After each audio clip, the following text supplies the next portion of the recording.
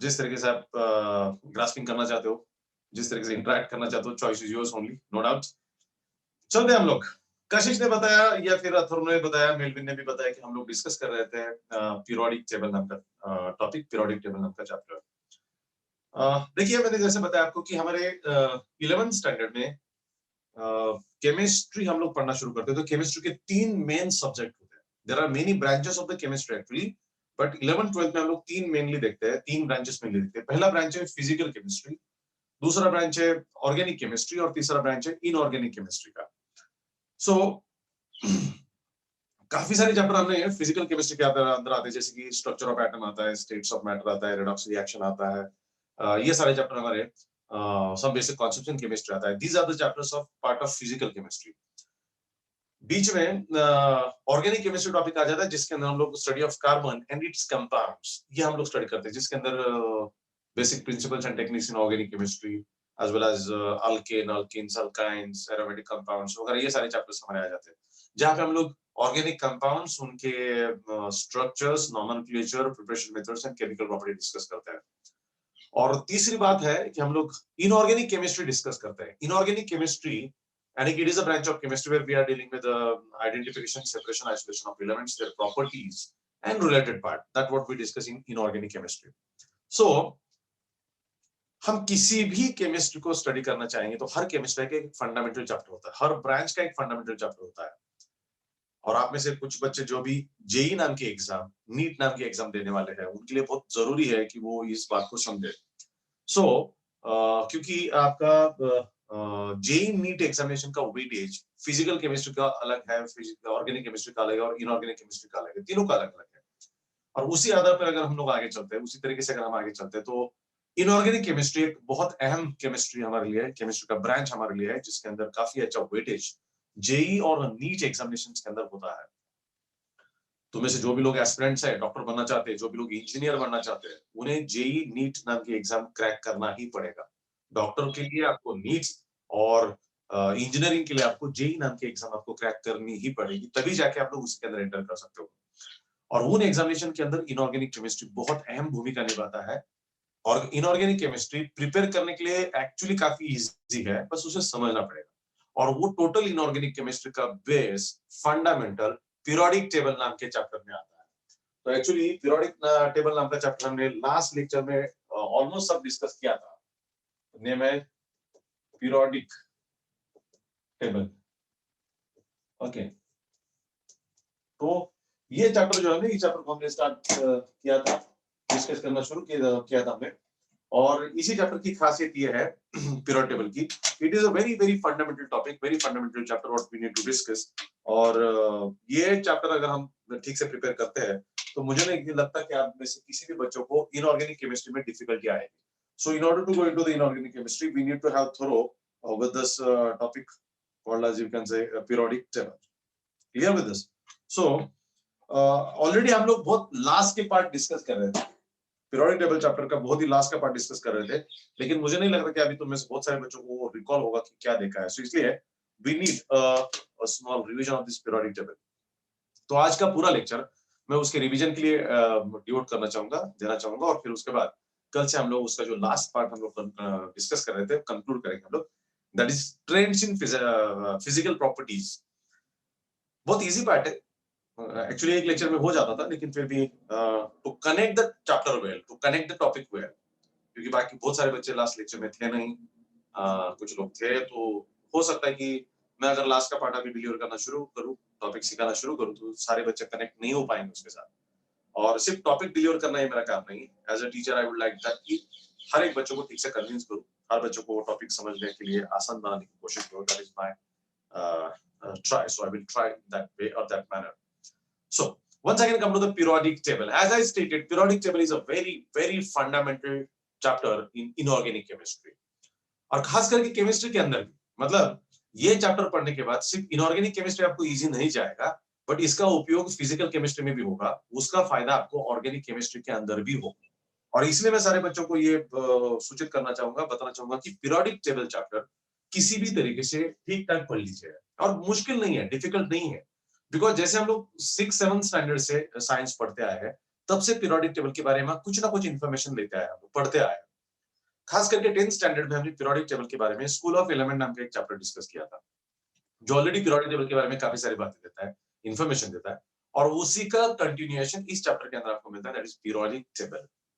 हम अच्छी तरह जानते हैं ये beautiful world, this is very beautiful world, because of lockdown it has become bit worse, but हम अच्छी तरह जानते हैं everyone should have this attitude that this is the very beautiful world, and this world is made up of only 118 elements. You may have different outlook, but I have this outlook, and all the element, all the matter, all the substances, whatever the present here in nature, here in this world, all are made up of only 118 elements. Updated number has gone up to 126. मतलब आज की तारीख में scientist का मानना है कि 126 से ज्यादा एलिमेंट्स नेचर में हो सकता है, फ्यूचर में और कुछ एलिमेंट्स ढूंढे हम लोग, बट फिलहाल में जब हम आज की तारीख में लेक्चर डिलीवर कर रहे हैं तब तो 118 एलिमेंट्स हमारे बुकिश लैंग्वेज में बुक में है लिस्टेड, और कुछ साइंटिस्ट ने दावा किया कि हम लोग नए एलिमेंट ढूंढे तो वो नंबर जाता है 126 तक, बट हम लोग पीरियोडिक टेबल हमारे बुक में जो दिया है उसी को स्टिक करेंगे। तो according to our book there are 118 elements in periodic table. 118 elements है मूलद्रव्य, जिसके अंदर नेचुरल आर्टिफिशियल सारे दोनों आ जाते हैं, और सारे एलिमेंट उसके अंदर आते हैं, और किसी भी इंसान के लिए ये बहुत डिफिकल्ट है सारे के सारे एलिमेंट एट अ टाइम याद रखना, सारे के सारे एलिमेंट रिकॉल करना, रिमेम्बर करना, ये किसी भी इंसान के लिए डिफिकल्ट बात है। And that's why her element के बहुत सारे फिजिकल प्रॉपर्टीज है, हर एलिमेंट के बहुत सारे केमिकल प्रॉपर्टीज है, एंड दैट्स व्हाई ये डिफिकल्ट है किसी भी इंसान के लिए to remember all the properties, physical and chemical properties of each and every element at a time. और इसीलिए जरूरी है कि ये सारे एलिमेंट्स को हम लोग सिस्टमैटिकली क्लासिफाई करें, सिस्टमैटिकली किसी टेबल में रखें, और यही कोशिश दुनिया भर के सारे साइंटिस्ट ने की।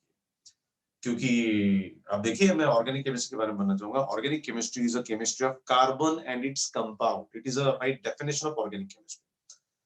तो अब देखिएगा 118 एलिमेंट्स में कार्बन एक एलिमेंट है, और कार्बन एक एलिमेंट दूसरे एलिमेंट के साथ रिएक्ट होकर कुछ एक अलग केमिस्ट्री बनाता है, और जिंदगी भर आप लोग पढ़ते बैठेंगे फिर भी ऑर्गेनिक केमिस्ट्री खत्म नहीं होगा। इतना बड़ा साइंस सिर्फ अकेला कार्बन क्रिएट करता है। देखिए आप लोग, तो इसका मतलब पावर ऑफ दिस एलिमेंट्स क्या होता है। 118 एलिमेंट वहां पे है, उसमें से एक अकेला कार्बन पढ़ने बैठेंगे तभी भी जिंदगी खत्म हो जाएगी। इतना बड़ा सिर्फ केमिस्ट्री कार्बन का ही बनता है, बचे हैं 117 एलिमेंट्स, उसके बारे में क्या है। एंड दैट्स व्हाई टेंशन लेने की जरूरत नहीं, but it's very powerful science that we have a very nice creation, nice classification of the elements here in periodic table. Scientist लोगों ने, जिसे हम लोग आज की तारीख में मॉडर्न पीरियोडिक टेबल कहते हैं, उस मॉडर्न पीरियोडिक टेबल के अंदर 118 एलिमेंट्स मूलद्रव्य जिसे कहते हैं हम लोग एलिमेंट्स कहते हैं, वो सारे एलिमेंट्स उस पीरियोडिक टेबल के अंदर बहुत बढ़िया तरीके से क्लासिफाई किए गए। And it is very conceptual work, it is very systematic work. So ये जरूरी नहीं कि सारे के सारे एलिमेंट हमें याद रखने हैं, बस पीरियोडिक टेबल को अगर हम अच्छी तरह समझते हैं तो बहुत सारे एलिमेंट्स और उनके प्रॉपर्टीज हमारे दिमाग में आते हैं, हमारे सामने आ जाते हैं, और इजी बनता है। सो while or after going through this chapter periodic table, आपको फिजिकल केमिस्ट्री में उसका फायदा होगा, ऑर्गेनिक केमिस्ट्री में फायदा होगा, और इनऑर्गेनिक केमिस्ट्री का तो 100% होगा, बिकॉज ये फंडामेंटल चैप्टर है जो इनऑर्गेनिक केमिस्ट्री की आता है। सो मैं आपको सूचित करूंगा, अगर ये चैप्टर 2 बार 3 बार भी पढ़ना पड़े, 3 बार भी समझना पड़े, तो समझ लीजिएगा, being it's a very very fundamental chemistry, fundamental chapter.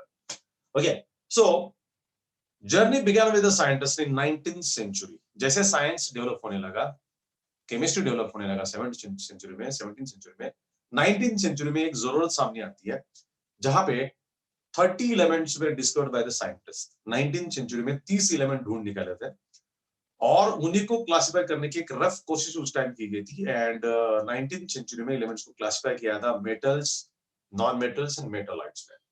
तो initially we were having just classification as like metals, non-metals and metalloids in 19th century.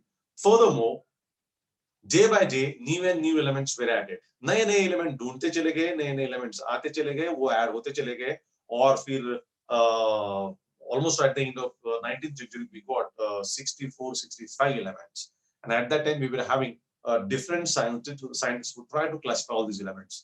कई सारे साइंटिस्ट आते हैं, उसमें से फ्रॉड नाम का एक साइंटिस्ट आता है जो यूनिटरी थ्योरी के आधार पर एलिमेंट्स का क्लासिफिकेशन करने की कोशिश करता है। फिर आपने 10th स्टैंडर्ड में देखा था कि डोबेराइनर नाम का एक साइंटिस्ट आता है, Dobereiner, and he put it's triads, Dobereiner triads बोला जाता है। उसने हर 3 एलिमेंट का ग्रुप बनाया था, और उसने ये भी कहा था कि मिडल एलिमेंट्स के प्रॉपर्टीज दोनों के एवरेज, एटॉमिक मास दोनों का एवरेज होता है और प्रॉपर्टी भी उस तरीके से होता है। फिर उसके बाद न्यूलैंड नाम का साइंटिस्ट आता है जो न्यूलैंड जो ऑक्टेव्स के बारे में बात करता है। ऑक्टेव्स मतलब जैसे म्यूजिकल, तो जो कोई म्यूजिक जानता है, सारे गा मा पा धा नी सा, सप्तस्वर जिसे कहा जाता है, 8th is again like first one। तो that is law of octaves. Law of octaves मतलब उसने कहा कि every 8th element has the same properties like first one, that is by Newland. कई सारे साइंटिस्ट इन बिटवीन आते हैं और फिर फाइनली हमारे सामने एक साइंटिस्ट है, फिर होता है जो रशियन साइंटिस्ट है, Dimitrov Mendeleev. And Mendeleev is the first scientist who conceptually tried to define these elements or classification of the elements, and he put forth the law that is called as Mendeleev's law। Law के आधार पर, ठीक है, ये element metal है, ये element non metal है, ये क्लासिफिकेशन करना इजियर बात है, बट कॉन्सेप्ट्स के आधार पर क्लासिफाई करना अलग बात है, जो कि मेंडेलीव ने पहला ब्रेक थ्रू दिया था। यहाँ पे मेंडेलीव नाम के साइंटिस्ट ने पहली बार क्लासिफाई किया था, और मेंडेलीव ने ये बताया physical and chemical properties of the elements are the periodic functions of their atomic mass. जो सबसे पहला आ जाता है मेंडेलीव नाम का साइंटिस्ट, जो कहता है कि physical and chemical properties of the elements are the periodic function their atomic mass. Atomic mass के आधार पर उनकी फिजिकल केमिकल प्रॉपर्टीज डिफाइन होते हैं और उसी के आधार पर उसे हम लोग क्लासिफाई करते हैं। तो मेंडेलीव ने उसके टाइम 64 एलिमेंट्स प्रेजेंट थे, सारे के सारे एलिमेंट्स ही try to classify in the periodic table based on their increasing atomic mass, and he left some empty spaces, and बताया कि ये empty space जो है वो उन एलिमेंट के लिए जो नेचर में प्रेजेंट है, लेकिन अभी तक हमने उन्हें ढूंढा नहीं है। और ये बात सच रही। After the Mendeleev, after his death, some of the elements other scientist ने ढूंढ निकाले, और बराबर वो मेंडेलीव ने कहा था कि ये यहाँ पे बैठेंगे, उनकी ये प्रॉपर्टीज रहेंगे, एग्जैक्टली वैसे एलिमेंट हम लोग को मिले। This is called your conceptual basis. लेकिन उसी के अंदर कुछ लूपहोल्स भी रहे थे, उसी के अंदर कुछ डिमेरिट्स भी थे, और उसी के दौरान मोस्ले नाम का एक साइंटिस्ट आ जाता है, मोस्ले। और मोस्ले नाम का साइंटिस्ट एक्सरेज का स्टडीज करता है, एक्सरेज का इंटरेक्शन देखता है मैटर के साथ क्या होता है, एंड उसके आधार पर ही found a very fundamental property called as atomic number. So atomic number नाम की प्रॉपर्टी सामने आती है, जो मोस्ले ही हमारे सामने लेके आता है, और फिर मोस्ले मेंडेलीव के लॉ के अंदर कुछ एडिशंस करके एक नया लॉ बताता है, that is physical and chemical property of the elements are the periodic functions of their atomic number. Be clear? Physical and chemical properties of the elements are the atomic are the periodic properties are the functions of their atomic number। मतलब elements के physical and chemical property उनके atomic number के कारण decides होते हैं, और वो repeats होते हैं पर्टिकुलर टाइम के बाद, ऐसा उसका कहना था। और पहले साइंटिस्ट का कहना था एटॉमिक नंबर का। बाद में स्टडीज ने ये रिवील किया कि mostly was more correct than the Mendeleev's, and that's why Moseley's law was accepted widely throughout the world, and the classification began on the basis of this Moseley's periodic table।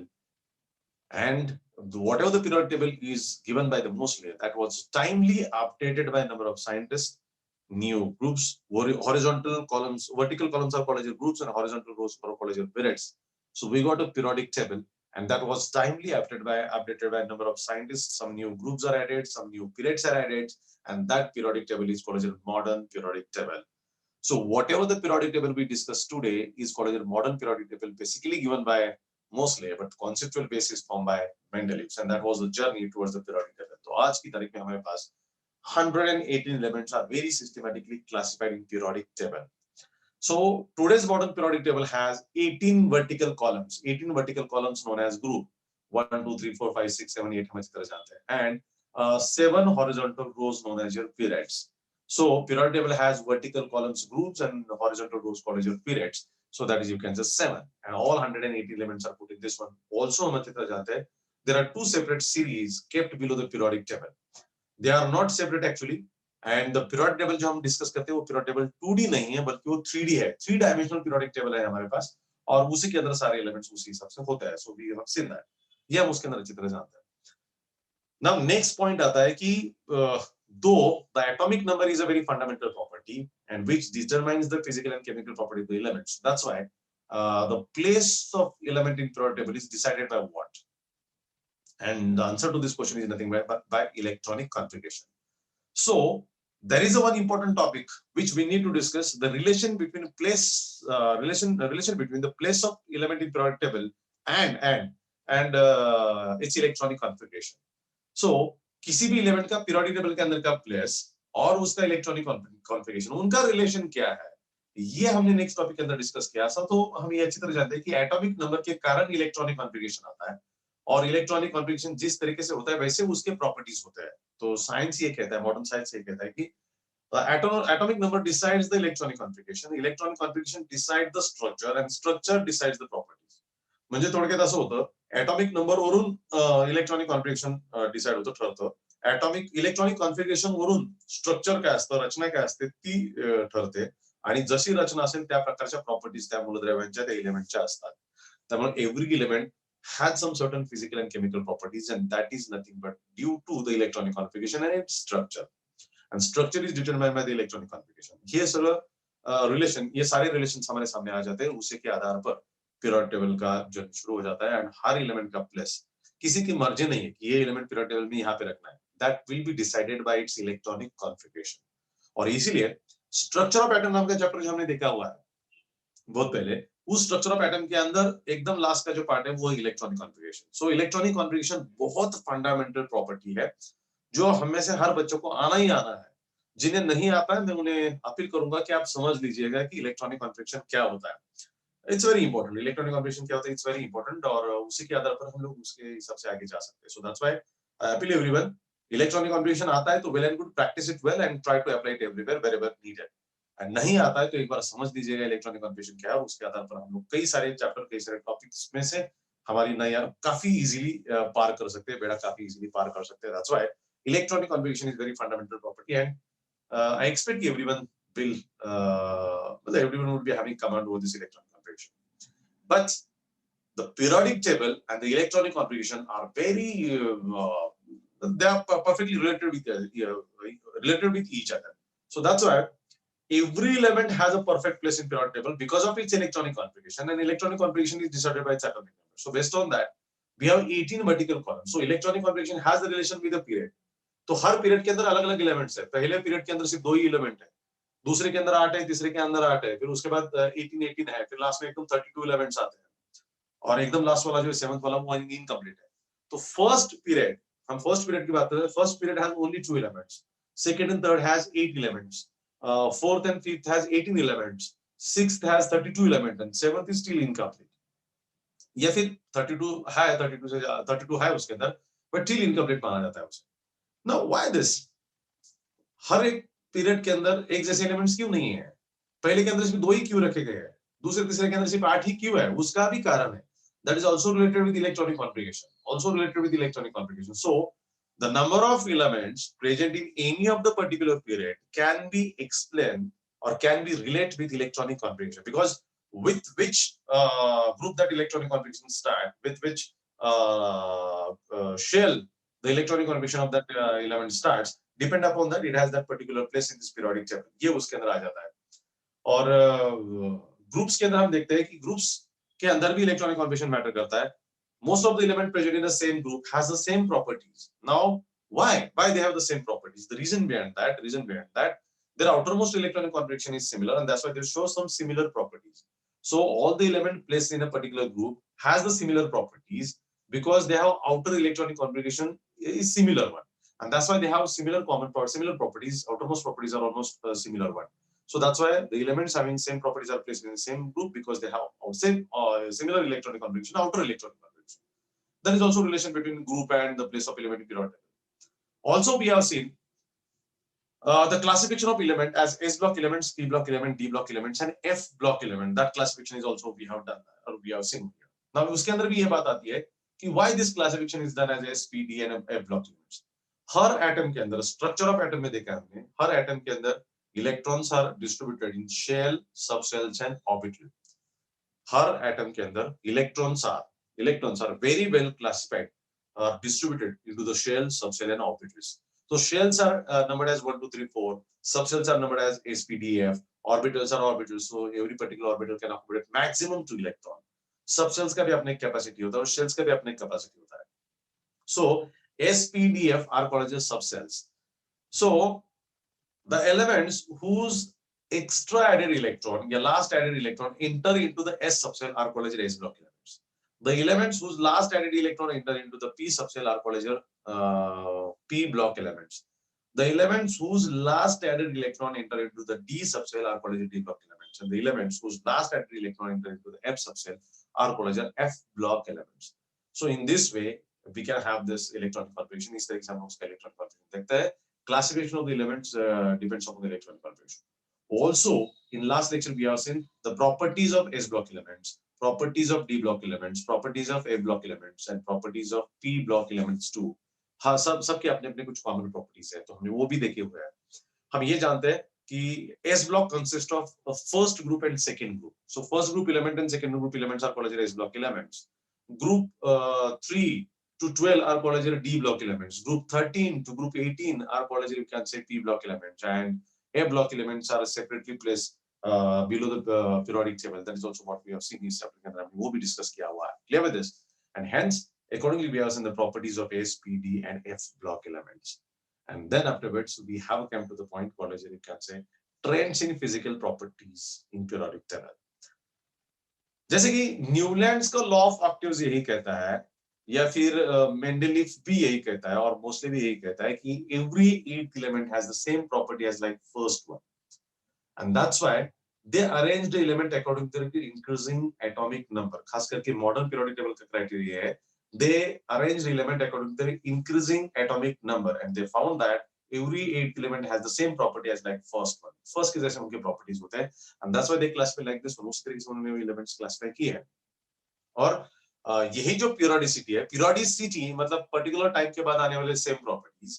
Periodicity का मतलब ये भी है कि कुछ properties एक certain interval के बाद बदलते हैं, change होते हैं, है ना. जैसे कि हम लोग ऑल इंडिया टूर के लिए निकलते हैं, तो महाराष्ट्र है जहाँ पे मराठी लैंग्वेज बोला जाता है, जैसे कि साउथ में चले जाते हैं तो पहला कर्नाटका है जहाँ पे कन्नड़ लैंग्वेज बोली जाएगी, फिर हम लोग शायद केरला में जाएंगे, केरला में कुछ अलग लैंग्वेज बोली जाती है, शायद तेलुगु लैंग्वेज बोली जाती है, फिर मलयालम या तेलुगु व्हाटएवर दैट, फिर हम लोग तमिलनाडु में जाते हैं तो वहाँ पे शायद तमिल बोली जाती है ना. हम नॉर्थ इंडिया की तरफ जाएंगे तो कहाँ पे राजस्थानी, कहाँ पे हिंदी, कहाँ पे Assamese, there are different languages what we are here. उसी तरीके से सर्टेन इंटरवल के बाद हर एलिमेंट्स के कुछ फिजिकल एंड केमिकल प्रॉपर्टीज बदलते हैं, लेकिन वो एक पर्टिकुलर पैटर्न में बदलते हैं, और उन्हीं को कहा जाता है we have to discuss the trends in physical properties of these elements, where that is also called, you can say, periodicity of the properties, and this depends upon some of the phenomena, some of the fundamental concepts. So in tomorrow's lecture we'll discuss how the physical property changes in a periodic table, left, right, top to bottom, depend upon the different fundamental concepts and all. So that is what we have. So that was a recap of this chapter what we have seen today. Tomorrow we'll continue with the physical properties and its changes. Till then, thank you very much, bye bye. और मैं appeal करूंगा कि आप लोग थोड़ा सा कल पढ़ के बैठिएगा, प्रिपेयर करके आएगा, ताकि आपको चैप्टर थोड़ा सा कनेक्ट हो और इजीली समझे. Clear? So bye bye, see you tomorrow. Thank you very much.